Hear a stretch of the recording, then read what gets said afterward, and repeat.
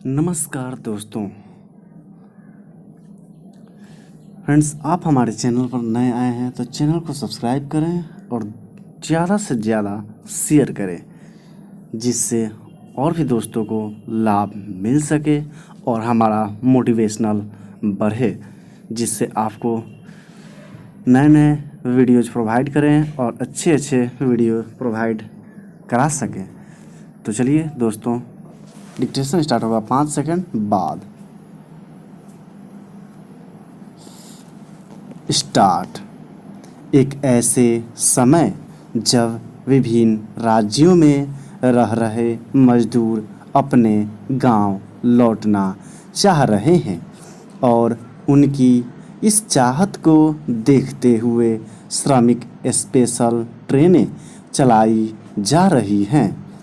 तब हरियाणा से यह समाचार आना एक विसंगति को ही रेखांकित करता है कि उत्तर प्रदेश और बिहार के तमाम कामगार राज्य के उद्योगों में काम करने के सिलसिले में फिर आना चाह रहे हैं। इन कामगारों ने हरियाणा सरकार के संबंधित पोर्टल पर आवेदन करना भी शुरू कर दिया है। निस्संदेह इसका कारण केवल यह नहीं है कि उद्योग धंधे फिर से चलाने की कोशिश हो रही है, बल्कि घर लौट गए मजदूरों की यह सोच भी होगी कि आखिर वे कब तक अपने गांव में बने रहेंगे।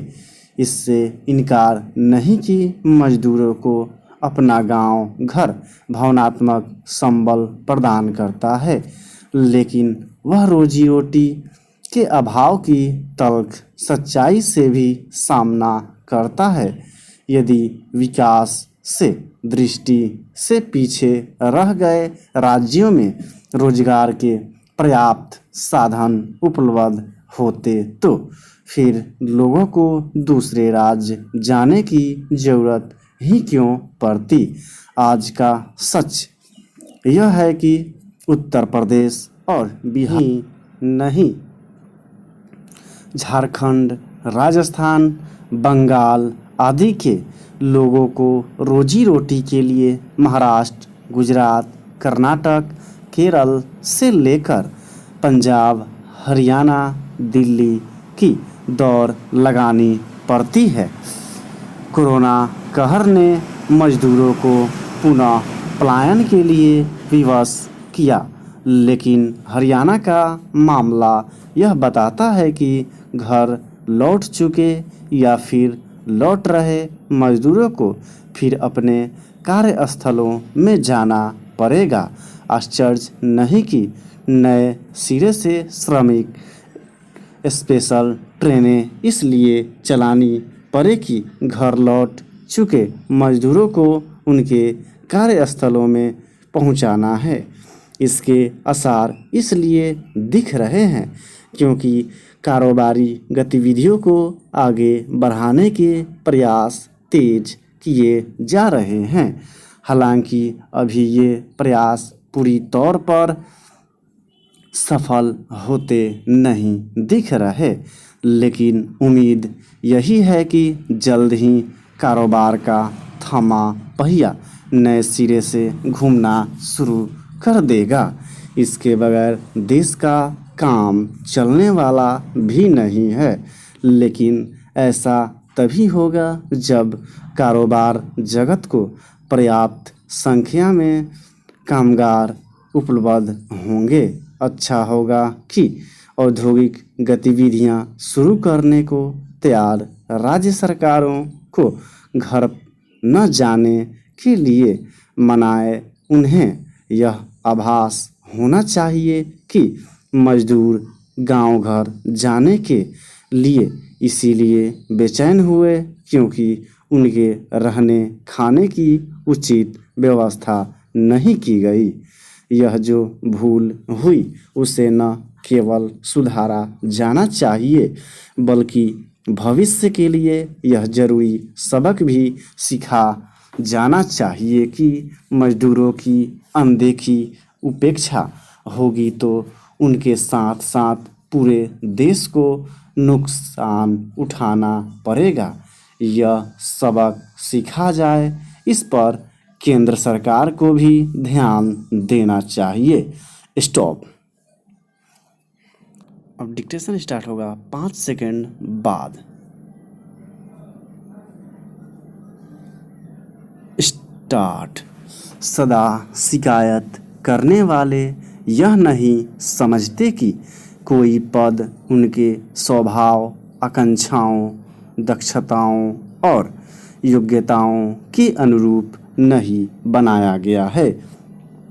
शिकायती प्रवृत्ति परिस्थितियों से तालमेल बैठाने की अक्षमता की सूचक है।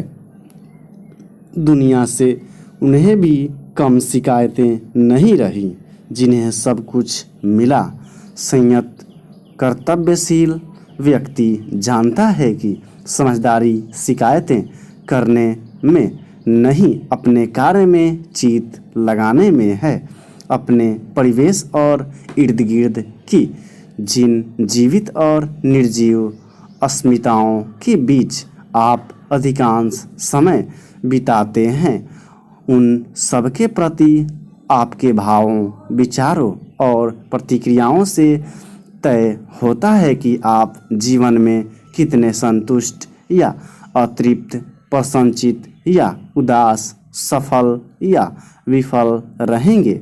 यूँ इतना संतुष्ट हो जाना कि अभिनव प्रयोग करने या नया सीखने की ललक खत्म हो जाए, उन्नति और समृद्धि को अवरुद्ध कर देगा और व्यक्ति जड़ हो जाएगा। संतुष्टि का स्वरूप इस प्रकार हो कि अवरोध और कठिनाइयाँ आपको विचलित या उद्विग्न न करें। इन्हें जीवन पथ का अपरिहार्य पक्ष मानकर खुले मन से स्वीकार करें और अपने लक्ष्य की ओर अग्रसर रहें। वास्तव में दूसरों तक शिकायतें ले जाना मूर्खता है। विकट या अप्रिय परिस्थिति में समाधान शिकायत करने से नहीं बल्कि सही दिशा में ठोस कार्य से निकलेगा। प्रतिकूल स्थिति का सामना करने में स्वयं सक्षम व्यक्ति शिकायतें नहीं करते। शिकायती मुद्रा सर्वप्रथम उस व्यक्ति के मन को दूषित करती है जो इस भाव को प्रश्रय देता है। फिर यही नकारात्मक भाव दूसरों तक पहुंचाकर वह वातावरण को दूषित करेगा।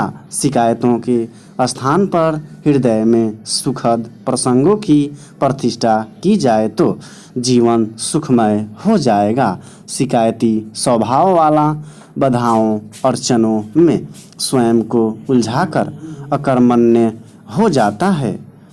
वह अपनी ऊर्जा सकारात्मक दिशा में नहीं लगाता। शिकायतें करने में उसे वही आनंद मिलता है जो कर्मठ व्यक्ति को कर्मरत रहने में।